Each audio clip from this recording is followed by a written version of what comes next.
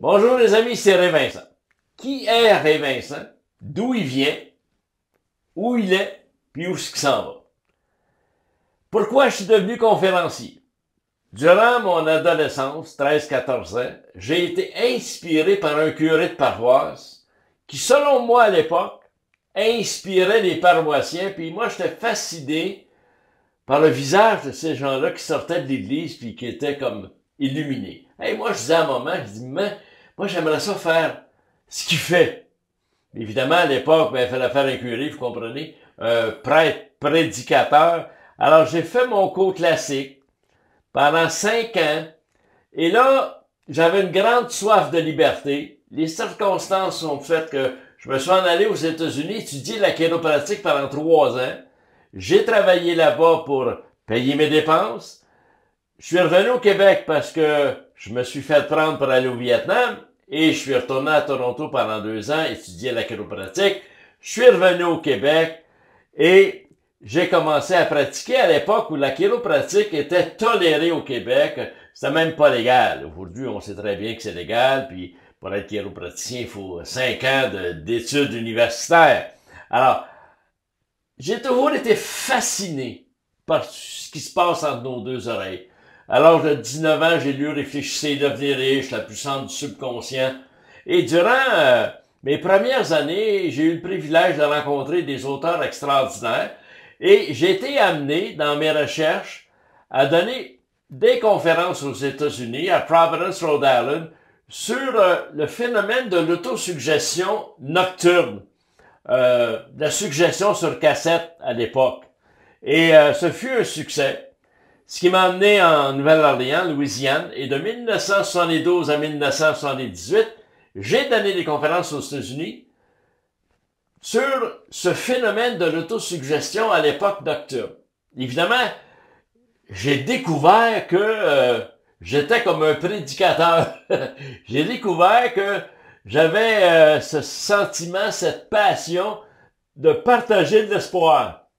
Et ça, je trouve ça extraordinaire parce que, encore aujourd'hui, durant toute ma carrière, j'ai rencontré des hommes et des femmes qui eux autres aussi partageaient leurs rêves, leurs buts, leurs désirs, leur espoir. Mes pères spirituels étaient des hommes à l'époque qui ont vécu très, très vieux.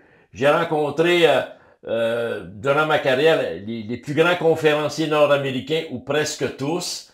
Et je me souviens, à un certain âge, je voulais prendre ma retraite, là, c'était important pour moi, là, il fallait que je prenne ma retraite à tel âge.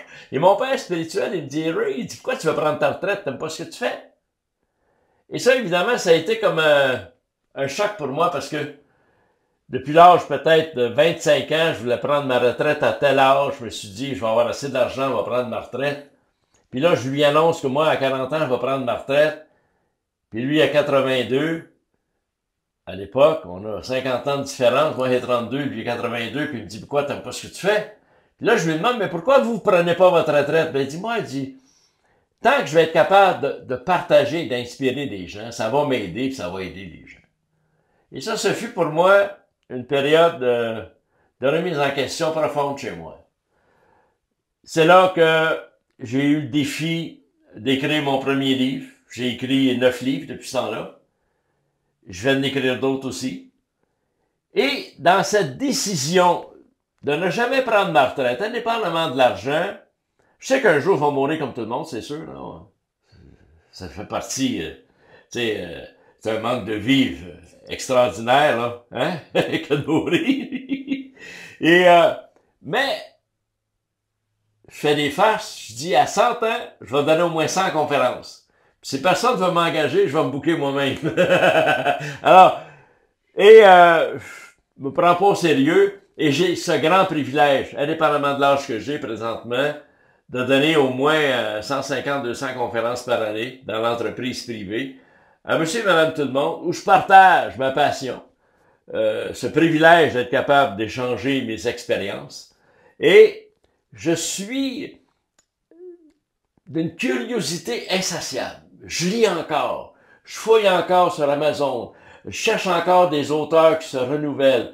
Et ce qui est passionnant aujourd'hui, ce que je disais il y a 30 ans, il y a 40 ans, maintenant, on a de la correspondance scientifique. C'est le fun parce que je peux vous dire que si je pense de telle façon, mon cerveau réagit de telle façon, mon cœur réagit de telle façon, mes poumons.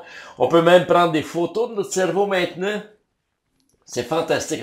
C'est comme si on a arrêté de prêcher dans le désert. Alors là, ce qu'on dit aux gens, changez votre façon d'être, changez votre façon de penser, changez vos émotions, changez vos images, votre corps va changer.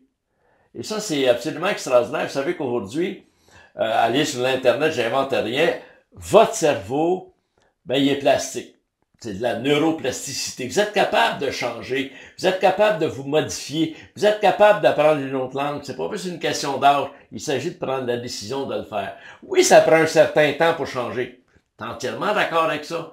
Mais vous êtes capable, c'est possible, et le corps peut s'adapter, le corps est malléable, le corps est restructurable, le cerveau peut se modifier, et on le sait scientifiquement maintenant. Et ça m'allume, ça, je trouve ça extraordinaire. Et ce que je trouve extraordinaire, puis tu sais, des fois je me répète, c'est que je parviens à inspirer mes petits-enfants. Tu sais, soyons réalistes, vous savez à peu près l'âge que j'ai, c'est sûr, j'ai des petits-enfants. Hein? Bon. Et je les excite. Puis ça, je trouve ça drôle, ça m'émeut, parce qu'il dit, hey, le grand-père, il est cool, il est hot. Même, il y a de mes petits-fils qui m'appellent Ray. Ça me dit quoi, ça? C'est parce que pour eux autres, là, je suis comme leur chum. Je suis leur grand-père, mais je suis comme dans leur gang. Et ça, je trouve ça extraordinaire.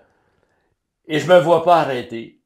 Je me vois pas diminuer. C'est sûr que avec le temps, tu changes certaines choses, tu modifies certaines choses. J'ai des projets extraordinaires. C'est certain qu'un jour je vais mourir, mais je vais avoir au moins 100 projets que je n'aurais pas réalisés, du plus petit au plus grand. Mais le temps que j'y rêve, le temps que je m'y applique à tous les jours, le temps que j'y pense, le temps que je fantasme là-dessus, ça me garde hot. Et ça, je pense que c'est important pour moi. Et si je suis pas capable de m'exciter moi-même, je pourrais pas exciter personne. Ça marche comme ça, comme principe. Alors, Ray Vincent, c'est un gars imparfait. Je dis à ma conjointe souvent, il est presque parfait, c'est le mot presque qui est important. Et je fais des efforts à tous les jours. Et j'ai accepté une chose, parce que moi, je suis un impatient de nature, je suis un excité, je suis un passionné, je suis un extrémiste. J'ai accepté de réaliser des micros-objectifs. Parce que moi, il fallait que je réalise des méga-objectifs à chaque fois. Il fallait que ça soit un feu d'artifice à chaque fois. Il fallait que ce soit un pétard à chaque fois. Puis là, avec mes lectures, puis je suis encore enseignable.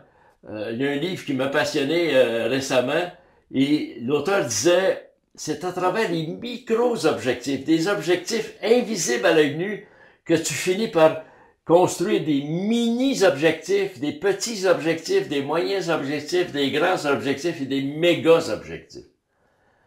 Vous savez, la vie est extraordinaire et miraculeuse. Vous avez un astrophysicien, Stephen Hawking. OK? Stephen Hawking, à l'âge de 21 ans, on lui dit qu'il est malade, il a une maladie dégénérative. Et là, on lui dit qu'il a 2 ans à vivre. Mais c'est un génie, c'est un passionné, c'est un excité. Il adore la mathématique, il adore l'astrophysique. Et là, il décide, avec l'aide de sa conjointe, parce qu'il est comme un peu dépressif, parce que sa conjointe le remet sur la terre. Et ça m'excite. Il vient de mourir, là, ça fait pas longtemps, là. 116 ans, les amis. Il est mort à 116 ans. Il devait mourir à 23. Ben, c'est sûr qu'il est pas mort en parfaite santé. Son corps était tout croche, mais son esprit était tellement extraordinaire. On dit que c'était, avec Einstein, un des plus grands génies de notre histoire. Votre corps est miraculeux. Votre vie est miraculeuse. Défoncez-la. Brisez vos barrières.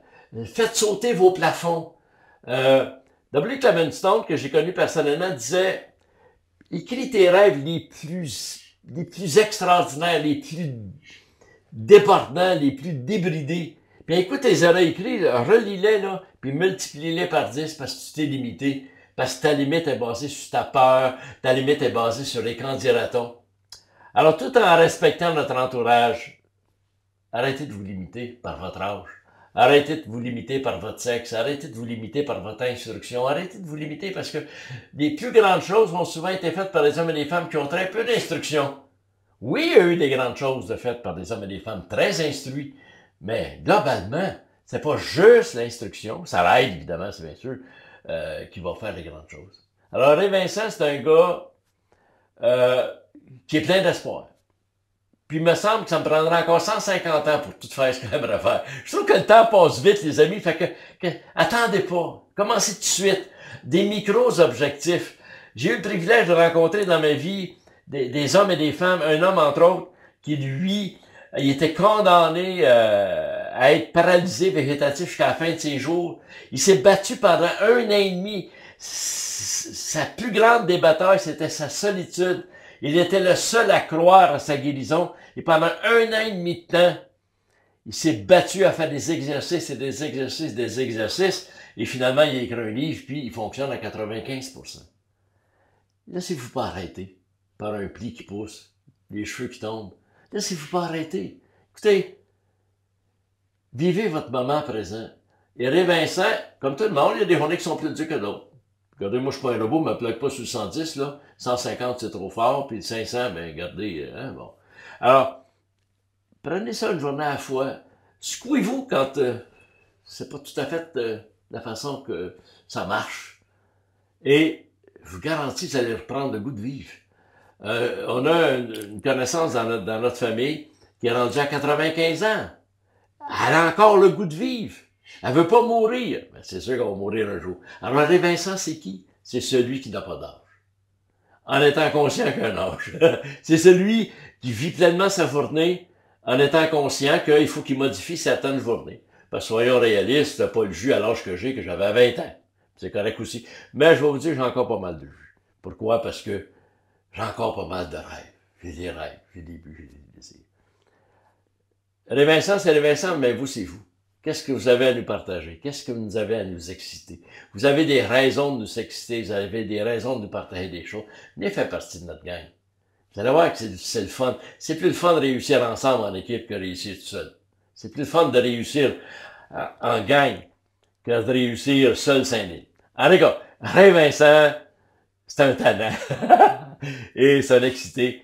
Merci de m'écouter, je vous aime beaucoup, puis faites partie de notre gang.